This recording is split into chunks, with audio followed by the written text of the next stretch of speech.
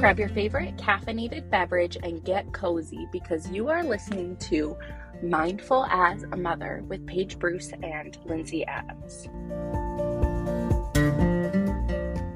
Hey, I just wanted to pop on here real quick before the episode starts and give a quick disclaimer. This podcast is not intended to be a substitute for therapy or the therapeutic relationship, and the information given in this podcast is purely for educational purposes and is not intended to replace the advice of a professional. Now that that's out of the way, I really hope you enjoy this episode. Remember to subscribe, rate, and review if you enjoy it because it helps the podcast grow. And don't forget to be peace, be love, be mindful as a mother. Do you want to make a podcast? Spotify's got a platform that lets you make one super easily, then distribute it everywhere and even earn money, all in one place for free. It's called Spotify for Podcasters. And here's how it works. Spotify for Podcasters lets you record and edit podcasts right from your phone or computer. So no matter what your setup is like, you can start creating today. Then you can distribute your podcast to Spotify and everywhere else podcasts are heard. Video podcasts are also available on Spotify. And when you want to take your conversations with your fans to the next level, you can do Q&A and polls to get them talking. With Spotify Podcasters, you can earn money in a variety of ways, including ads and podcast subscriptions. And best of all, it's totally free with no catch. Ever since I discovered Spotify for Podcasters, it's taken my creativity on Mindful as a Mother to a new level, and Lindsay and I have been able to reach so many people. I highly recommend you give it a try. Isn't it about time you started a podcast? Download the Spotify for Podcasters app or go to www.spotify.com/podcasters to get started. Hello and welcome back to Mindful as a Mother. My name's Lindsay and I'm here with Paige. Woohoo! And we are doing part 2 of chapter 6 of Tamara Rossier's Your Brain is Not Broken.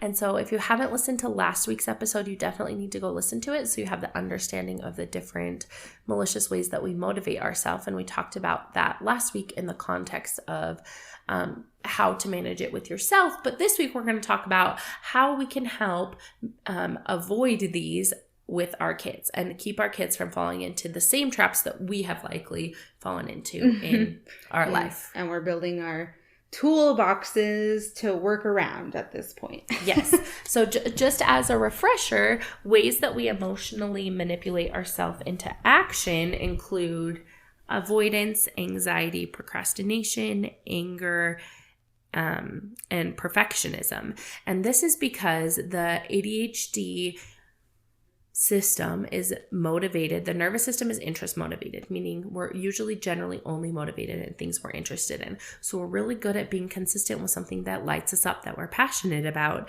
And then the other thing that is really motivating is the emotional hyper arousal piece. And so we have found these workarounds that are often unhealthy to keep ourselves motivated and doing the things that we need to do to get by in life. And we just want to keep our kids from internalizing the same messages. So we're going to give a few examples of each and a few tips of how you can either prevent that or handle them when they come up in the future. The first one is avoidance. And so tell me how this shows up for your kids.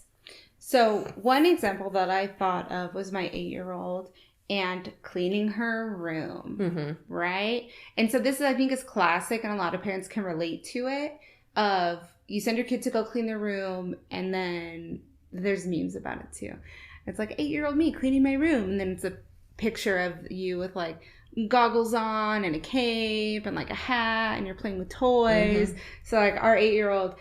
I left Dad in charge of supporting them with their chores last week while I was doing something, and he sent her to go clean her room, and then immediately, instead of cleaning her room, we hear her play the guitar, and then we were just like letting it go for a while, and it was a long time of playing the guitar instead of cleaning our room. So in our life, that's a big way of showing up because it's not interesting to clean their room. They don't really want to clean their rooms, and like they'll find literally anything to do with cleaning the rooms. And I feel like this is an example a lot of parents can relate to. Yeah, and it's like I'm in the right place at the right time, and maybe I say I'm trying to clean my room, but I am motivated by the first thing that looks like shiny or a new toy or an old toy that like I forgot about and it's new, and I'm going to play with it instead of staying on track with the thing that I need to be doing. And it can be really frustrating as a parent because we want to be able to send our kids into a chore or a task and have them just complete it. And often neurotypical kids can do that, but something we're up against with a neurodivergent kiddo is that they often need more intentionality and support in doing these things for a longer period of time. And that's okay. There's nothing wrong with that. So Paige has some really good tips that she uses in her house, and we run our house similarly too, but to kind of keep them on track. Yes. Tell me what you do. So the thing that I do right now is I recognize that I need to be modeling for them. And I like to take things in bite-sized pieces to support them. And this helps in a couple ways. One, there's the dopamine of like completing a task, and then you're completing it quickly. So you're getting that reward quick, right? So now we're staying motivated more or less by the completion. Yeah. And with the way you do it, she uses categories. So she'll be in her room and she'll be like, okay, we're going to pick up the trash, or we're going to pick up the blocks or the Barbies, or put the books away. And the ADHD brain really likes those categories for whatever reason. And it gives you like something small to focus on. And so it keeps your child motivated throughout, and you're changing with the perceived activity, right? So the big activity is cleaning the room, and that can feel really overwhelming, but you're changing the like activity so it feels like you're keeping it interesting too. Yes, exactly. And so I'll model and walk through it with them. Like, okay, first we're going to do all the trash. Now we're going to pick up all your toys. Now we're going to make your bed. And now we're going to put away your laundry. And then through that step-by-step process together, they're getting the dopamine reward, they're getting interest, and then they're being modeled how to break it up for themselves. And then the other way that we really like to do it in our house is my kids are very motivated, 2 out of 3 are very motivated by competition. They get it from their daddy. So it'll be a competition if we have to do something that we're struggling with, like, and a lot of times this could be our morning routine or our evening routine. And so I'll say, like, what if we set a 5-minute timer? Do you think you could do it faster than that? Like, let's see if you can beat the timer. And I don't know how much longer this will work because the oldest is 8, but she still loves it. So she'll set a timer, and she'll even check in throughout how much time I got left. And then she's like going and doing the thing. So then that's her buy-in for it. Yeah, and it gives her that emotional like motivation, which is the competition, which is a healthy way to motivate yourself with emotionality. The other thing we do is we will do it together, and then there's like a reward after. So it's like, okay, we call it family cleanup. We're going to do family cleanup, and then we can have a family movie night after, or we can watch a show together, or I'll read you a book, or depending on, whatever it is. And so they feel like they are doing it. We're all doing it together to achieve this reward. I really try to promote like the Team Adams thing in our family culture. And we call ourselves that because viewing us as a team and us doing things together seems to keep them motivated. I love that. The next one is anxiety. And when kids use anxiety to motivate themselves, it shows up when they are like in a stressed or dysregulated state. So if you notice that your child is in a stressed or dysregulated state about something, whether it's a school assignment or getting a task done or doing things a certain way, that is when you can tell that they're using this way to either motivate or move themselves forward. What kind of behaviors would you say that you see? So I see like getting really stuck on one thing, an idea of something like the perfection or the grade, or like I have to get this done right now, the timing of things, like if I don't do it right now, or fear that they will forget something, or that they can't find something, or that something won't be there later. That's something that comes up with Sam a lot. And this is where you want to use like the regulation strategies for their nervous system, because their nervous system is dysregulated from the stress state. And so once you get them into a more regulated state, then you can actually focus on like a healthy way of doing the thing. One of my favorite ways to do this is just by taking like a calm down time. We have a calm down corner in our house that has like quiet sensory activities, or and I usually go sit with them in the calm down corner for that co-regulation piece, but not always. Sometimes Sam just says, I want to take alone time, and I let him go do alone time in his room, and then we come back to the thing that's causing the stress or anxiety. And that models to him that like it's okay to take a break to regulate yourself and then come back to what you're doing. Yeah, I really appreciate that. And you're teaching them to ride the wave, which is really important when we're talking about the stress response. You have to be able to ride the length of the emotion to improve your ability to manage them. That's like the distress tolerance, the window of tolerance, those things that we talk about. Yeah, and because it's not about not having the anxiety or the fear or the stress. That's going to be there naturally because that's just part of the human experience. But what we want to teach our kids is that we don't want to use it as a motivator to get things done, and that they're going to be okay with the intense emotion. Yeah. Well, and it could be would you say that this could be the anxiety of getting in trouble? Like if we're hyperfixated that we're going to get in trouble, and that's how we're motivating ourselves to do it. Like, mom's going to get mad at me, dad's going to get mad at me. And sometimes my kids will say that, or Yuri specifically will say that to me. She's 6 years old. And I know that as her parent, I have never had a strong emotional reaction to her not completing something like that. And in her mind, she's like, I'm going to get in trouble and dad's going to yell at me or mom's going to yell at me. And so we're pushing that level of urgency so she can motivate herself to get it done and then avoid punishment, right? Yeah. Knowing as the parent that I'm not like, that's and so that's a way, and that's a way of like putting the perceived deadline in place. Like we talked about last episode, is like it's a perceived consequence that's not necessarily accurate or true, but it's a way to keep like doing the things that we need to do. And then the flip side, using the timer for a sense of urgency, healthy coping skill to overcome avoidance, right? Because that sense of competition, that adrenaline shows up. It's the same system in your body as anxiety, but you're using it in a different way. Yeah. And I think it's okay. It's good to know that like it's going to show up anyway. And so we want to like channel it into more healthy outlets, right? Or ways of coping. The next one is procrastinating. Oh, you want me to go? Paige is looking at me like, are you going to talk about this one?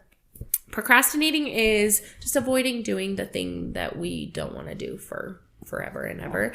And one of the reasons that sometimes kids procrastinate is because they don't feel like they do a good enough job or they can't do it perfectly. Sometimes they just procrastinate because they're not interested in it. And I feel like this one with kids really goes hand in hand with avoidance. And so in our house, we use a lot of play and competition. So we like make things a game. We make things fun. We do them cooperatively. We do them together to avoid the procrastination piece. And I think modeling how to break bigger tasks down, like the room or assignments, offsets them getting in that cycle of procrastinating and waiting to the deadline. Because once they don't know that they can like pull it off in the deadline, if they don't have that experience and the emotional high from pulling something off in the deadline, dodging a bullet, they're less likely to use that as a way of like completing tasks. Yes, that's what I was thinking exactly, is that if you're modeling the breakdown of the pieces step by step while they're young, they'll automatically learn a healthier way to avoid the procrastination, right? Because we're not trying to build that sense of urgency then. Yeah. And so they're not using it as a tool to motivate themselves. The perfectionism piece is there's a lot of kids that are really motivated by perfection and really crushed when they don't live up to perfection, specifically with grades. And I see it a lot in clients that I work with.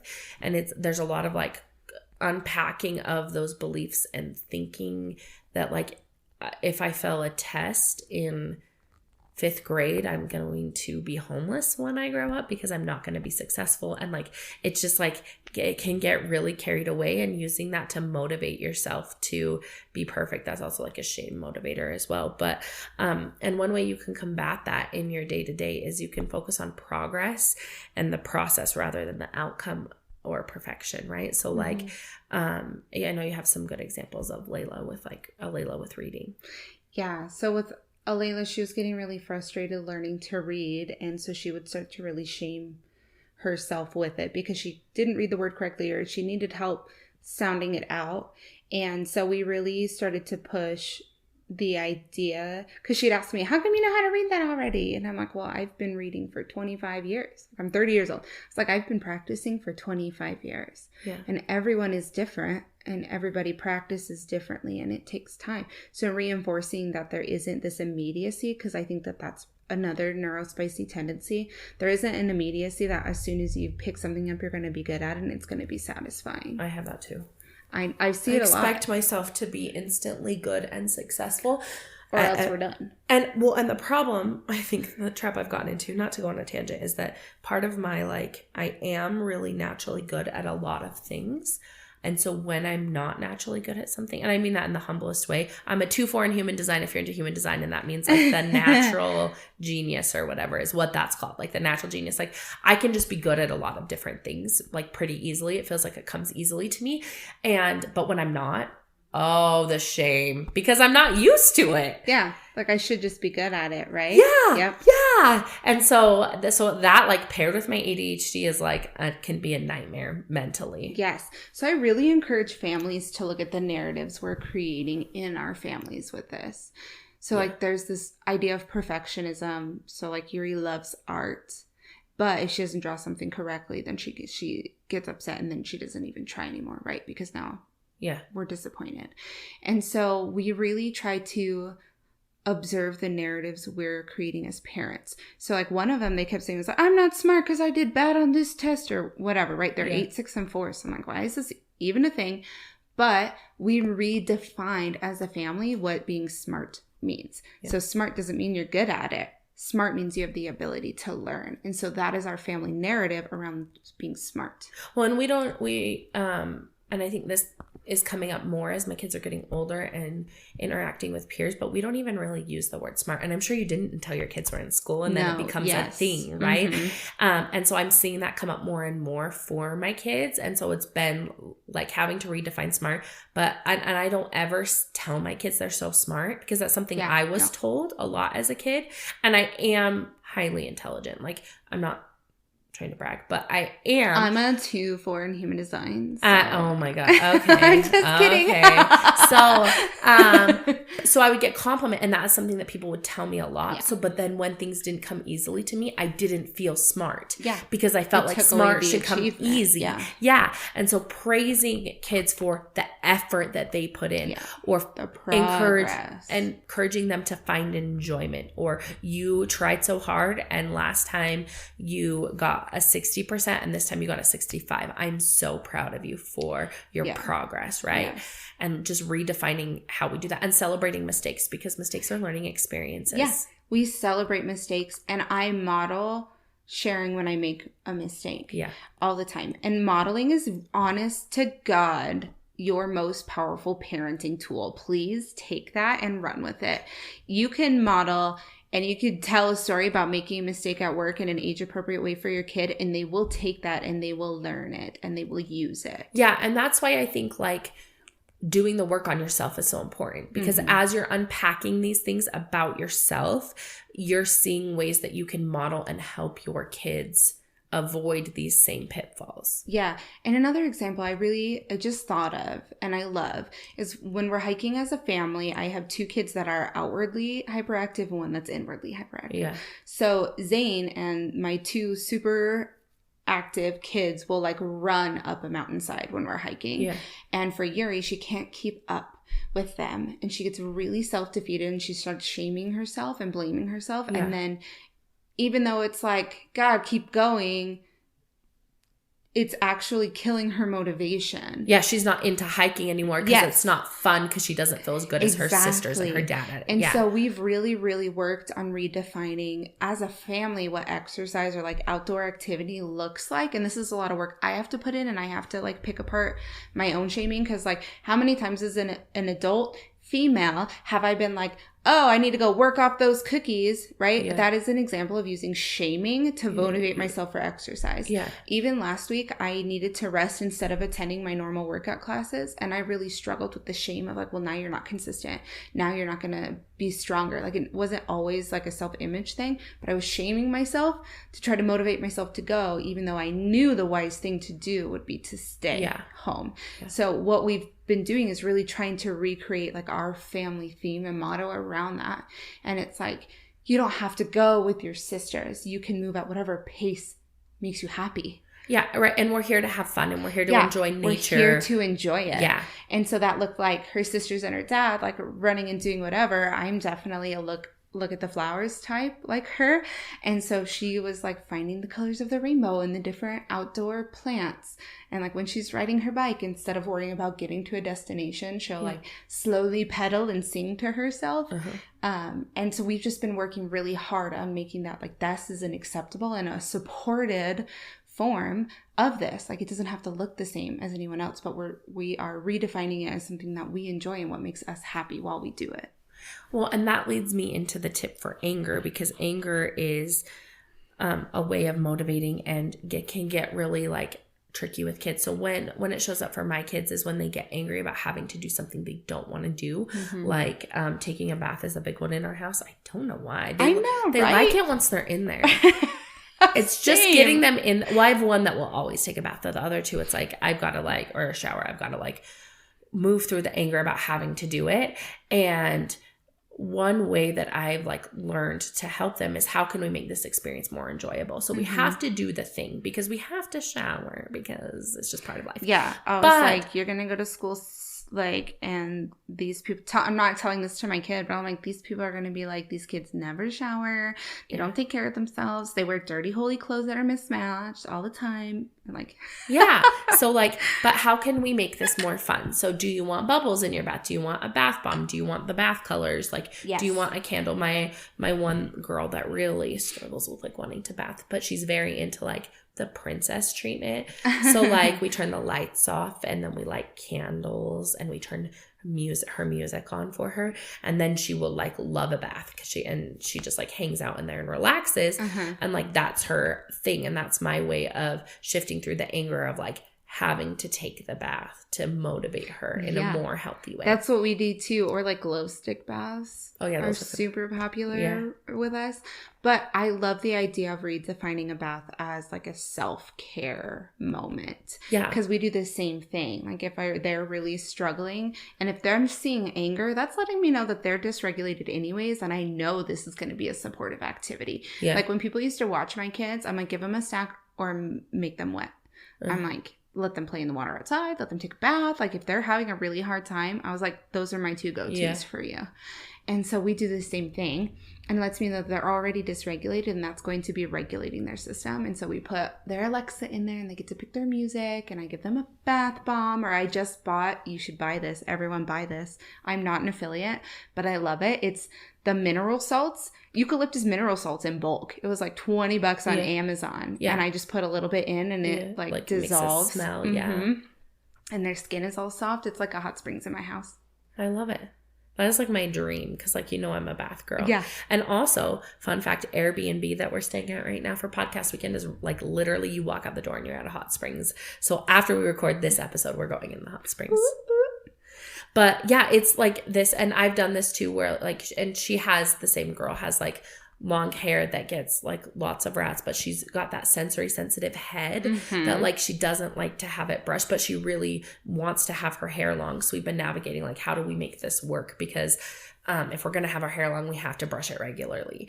And so it's been like on Sunday mornings, we would like wake up and do a spa day, and they were like very into that. So I'd let them do like the face mask, and I just do it with both my girls, even though the one's just there for the ride, but like, and then they take like the bath after with the hair mask, which is the deep conditioner, which then helps with the hair brushing. And she started to love it so much that it actually like motivates her. She wants to do that on Sundays. And then it makes it easier for me as a parent because I don't want to fight with her or like, and I don't want her to be in a state of anger when she's like trying to relax and like operating from that dysregulated nervous system. Yes, I agree. Would you consider, so like let's say teen life, teen is mad that they have an assignment that they have to do and they don't want to do it, and then they decide to take a bath as a pre-reward or as like a motivational thing and then commit to doing the assignment after the bath. Yeah. Would you say that would be an effective way to work through the anger and the dysregulation and find a different, healthier way to motivate them to do the thing? Yes, and I think this is where you have to be, there has to be some trial and error, because when you suggest this to parents, a lot of times their reaction is, well, we have to make sure they actually do it after the bath. And I think that that's the like, okay, so we want to give our kids a little bit of trust and control, especially if they're teenagers. And say like, I'm trusting that you will do the thing afterwards, right? Like and talking about and like giving them that control and trust, they will feel so good that one, you gave that to them, that they are more motivated, and that's a healthier motivation to do the thing. But then also modeling kind of like, even after the bath, if you're not motivated or you don't want to do it, how can I get started? So sometimes the ADHD thing is you just need to freaking get started. So it's like, you need to stand near the thing you need to do to get yourself started doing it. Like, so if I need to clean and there's a room I need to clean in, I make myself go sit in that room because it's like proximity, right? And so like I'll see it, and then eventually the motivation will build and the dopamine will build to get up and start picking things up. Or I'll be like, okay, I'm just going to do 5 things, or I'm going to read this 1 chapter, and then I can take a break. And usually once the ADHD brain is in motion, it stays in motion. Yeah. So it's just getting yourself or your child in motion to get the thing done. Yeah. And adding like smaller rewards in between. But I don't see a problem with giving the reward first to build the dopamine, to do the thing. I just think it requires the intentionality and follow through on the parents' part to support them in doing the thing afterwards. And if it comes from a place of shame of like, if they don't feel like you believe that they'll do the thing afterwards, they absolutely will not do it. Yeah. And if you're being like, okay, well, this is your one chance to try it this way, and if you blow it, we're never doing this again, it's not going to be effective. So making sure we're coming from a place of connection rather than perpetuating that shame with our kids. And I don't think anyone does that intentionally. Like, I don't mean that in a mean way. I don't think it intentionally as parents we're like trying to do this, but I think it's just, we're trying to get shit done. Yeah. And help our kids get shit done. Yes. Amen. And we will try literally anything in the moment. I had that experience the other day with Alayla where I tried absolutely everything in my potential toolbox in the middle of the moment, and I had no idea what was going to work or why. And that's why we like resort to like threats, shame, and punishment is because it often works. It's not healthy, but it kind of works sometimes. Yeah, like it works. Or we feel like it's going to work, or we're frustrated about it. Yes. Yeah. Well, I was going to say that I support a bookend here too, because I think when we're using anxiety or urgency and anger, what is most important is that we are educating our kids and modeling for our kids, identifying that for them and helping them move through it. Because after that, then it's easier to use the healthy coping skill of like, this is one that I use. Okay, I'm going to set a 10-minute timer, and I'm just going to see how much I get done in 10 minutes. And then the timer goes off, I can be done if I want, right? And then I end up keep going, or I do stop, whatever it is, and then a reward. But I think with those two specifically, it's more important to be aware of the process in the body and what's happening, and for them to be able to feel it and move through it and work through it, and then apply a healthy coping skill. Especially because most of our kids are at the age where we're still really patterning their nervous systems. And so it's important that they're not creating these unhealthy patterns. And that, to me, as a parent, feels more important than if they actually get the assignment done after the bath, right? Like, because that's like patterning their nervous system now. That's shit they're going to have to undo later. Like I'm trying to undo now. And I would just rather prevent that. Like I'd rather deal with finding ways to motivate the assignment. Yeah. You know what I mean? Or I'd rather have to, if the motivation is me sitting with them or them answering one question and taking a break and like it's slow cool as hell. Yeah. I would rather do that and have them be in my language is on 10 today. I'm really sorry, guys. But I would rather have them be in a regulated state and it take 4 hours to do the thing because we're taking so many breaks and having so many rewards than to push through it with a dysregulated nervous system and have their nervous system pattern or associate that. Yeah, so that's just their state of being. Because when you learn something, you either learn it or you have to learn it, unlearn it, and relearn it. Yeah. And which of those sounds like less work, like a healthier option? Yeah. And so it's more work for a parent in the moment. Like to the first time to do the thing, right? Because I think a lot of this comes down to like our emotional presence and our intentionality with our kids, which can be really difficult because there's life going on. And a lot of times, I would love to be able to tell my almost 8-year-old to go clean his room and have him just clean it. And have him just clean it, right? Because then I can do the dishes or clean the kitchen and I'm getting more done. But but that's not the reality of the life I'm living in now. And it's more effective for me to go sit in his room and help him clean his room right now so that he learns later, rather than having to trash our relationship because I'm yelling at him or getting frustrated or creating these negative like patterns and associations with cleaning. A lot of ADHD people have these like in real life in real life. We're all in real life with cleaning at when they're adults. And so it just seems like, it's more work for me today, and it might be annoying. It might not be the thing that I want to do today. But once I do it and I get in there, I usually feel so good about myself as a parent that it was 100% worth it. Yeah. And then you wake up in 6 months, 8 months, and all of a sudden they can do that stuff by themselves. Yeah. And you're like, wait, what? Yeah. That's been my experience. Yeah. And you're like, oh, that was so worth it. I'm glad that I took the time and intentionality. But I think that comes back to regulating ourselves. Yes. Because if my nervous system is dysregulated, it's really hard for me to stay in a place where I can be emotionally present and recognize that in the moment, that like, this is more important and this is creating long-term habits and patterns in our relationship and in my son's nervous system. And that's more important than how much we can clean in this hour I have set aside to clean. Yeah, I 100% agree. And I think that's why if you're interested in regulating your nervous system, check out our Calm Mom Happy Kids nervous system class in our Stan store. It's amazing. And we talk about why it's important to regulate your nervous system in parenting. And I've just shared a few examples here, but we also go deeper into the how-to of how you do that. The last one, and we've already kind of talked about it, that kids do or that we do to emotionally motivate ourselves, is the shame and self-loathing. Sorry. Yeah.